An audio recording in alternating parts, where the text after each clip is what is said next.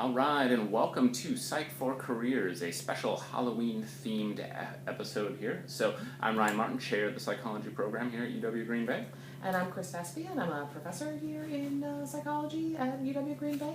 And I'm bringing the Halloween props today, so it's too bad you're not here because there's candy. There is.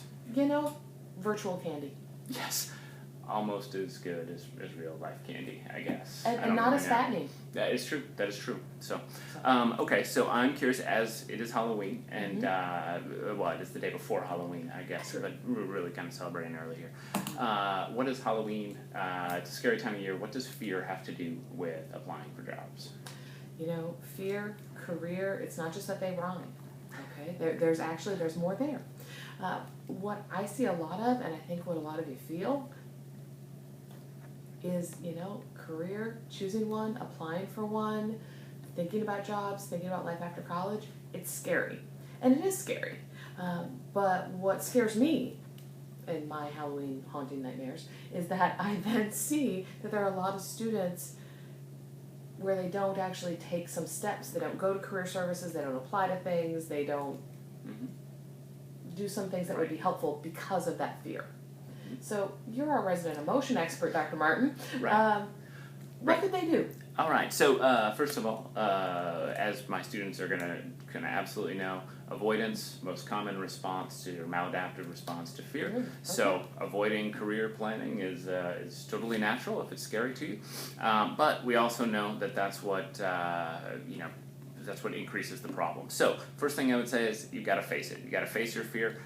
You've got to start out, and this is what I would say. I'd say dedicate some time to it, and dedicate some time to it right now. Next week, right? It's a Friday, so go ahead, put on your to-do list, put on your calendar. I'm going to spend some time on this, and I'm going to do it next week, and then and preferably early in the week. And the other thing I would say is start small. Say, I'm going to dedicate 15 minutes to looking into X, Y, and Z, because I think what you'll discover is that A, that 15 minutes goes pretty quick, and B, it's not as bad as you think it's going to be.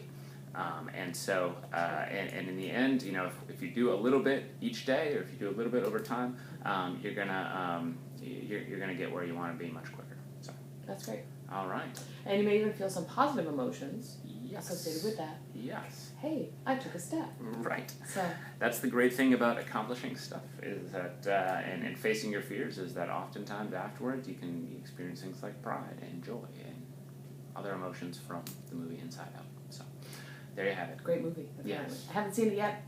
We're showing it on the 17th of November, so 5 o'clock, Mac 206, I think. Double check all those things that I just said. So, okay. Might be a good chance for me to see it too. So the other thing that we wanted to talk about, because it's Halloween, is horror stories. So we have a nice sort of top 10-ish list of career-related horror stories that we've heard. So don't want to scare you anymore, but here are some things perhaps not to do. Should we turn off the light and do the flashlight thing? I don't have a flashlight. I don't either, but it was a good idea. Yeah. All right. Episode's ruined. Okay, let's All go. right. We'll finish anyway. All right. Well, here's my first career-related horror story. Someone sending out a cover letter to apply for a job and having the wrong job title or company name on the letter. Yeah, that's almost guaranteed not to get you a job. Yeah, pretty much. Yeah. I can't imagine a circumstance where they would look past that. No, probably not. Right. Number 2, not knowing the mission statement or business philosophy of the place you're going to interview, right? That is most certainly a question you're going to get, and even if you don't get that kind of question, you're going to want to frame your answers to all the other questions around their mission and their goals. Mm-hmm. Absolutely. Another one, saying, I'm a real people person, in your cover letter or in your interview. You might think, well, hey, I am a people person. Why isn't that a good thing, right? Please, I like people. It's so cliche, and it doesn't, I love kids. I love working with people. I want to help people. Be more specific. Differentiate yourself from other applicants. All right. Number 4, criticizing a past employee in an interview. So it just looks bad, and what they're thinking is, okay, this is someone who is probably going to criticize us when they get here.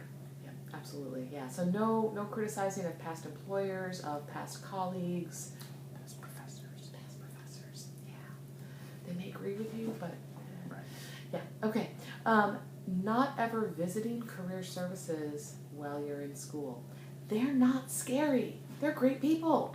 And they're actually experts. I know that you like to get both academic advising and career advising from other students, from mom and dad, from a whole lot of other sources. I'm not saying that they can't be helpful, Right. but these are paid experts. Use them. Mm-hmm. Yeah, so along those same lines, not getting your resume reviewed by career services, same thing.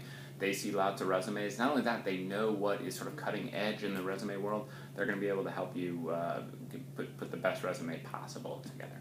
Yeah. Also related to resumes and cover letters, horror, spelling, grammar errors, typos on your resume or in your cover letter. You know, having things like a spelling error, you're just giving them an excuse to not look at your resume any further. Right. I think I lost my point. Nope, here we go. Putting someone down as a reference for a job without asking them first, right? So there's nothing worse than getting a call from an employer and saying, yeah, you know, so-and-so put you down for a reference, and what you're thinking is, yikes, I didn't know that. It has happened to me that I haven't actually even really remembered the student very well because it was so long ago, and so I was able to say, oh, let me look into that, you know, and so that's a tough spot for us to be in, so always ask. Part of it's just polite, part of it is just they're going to be able to get a better reference if they can refresh things. Yeah, absolutely. And when we react like that, which when we're caught on the spot, we may, Right. It's going to be evident to the place calling Mm-hmm. that you didn't ask, and that's going to reflect poorly on you as a candidate, not as poorly on us as potential references, and that too could cost you the job. Yep. See, now I'm losing my place. Another horror story.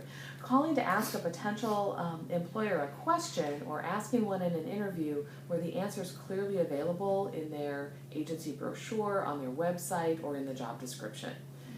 When we get upset with you because you ask us questions that are in the syllabus, we're trying to prepare you for life. You didn't know it, but it's true. Yep.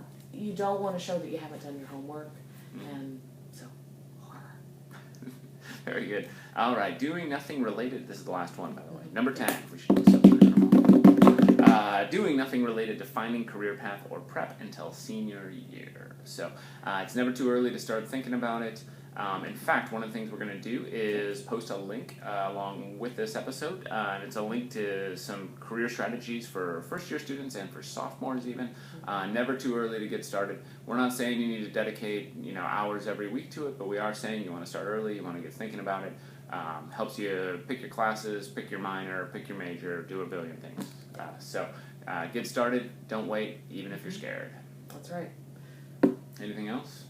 I don't think so. I hope we didn't really frighten you with all of this. There was no blood and gore. No, that's true. That's true. I'll try and add that in as a post effect once I get it uploaded. So, yeah.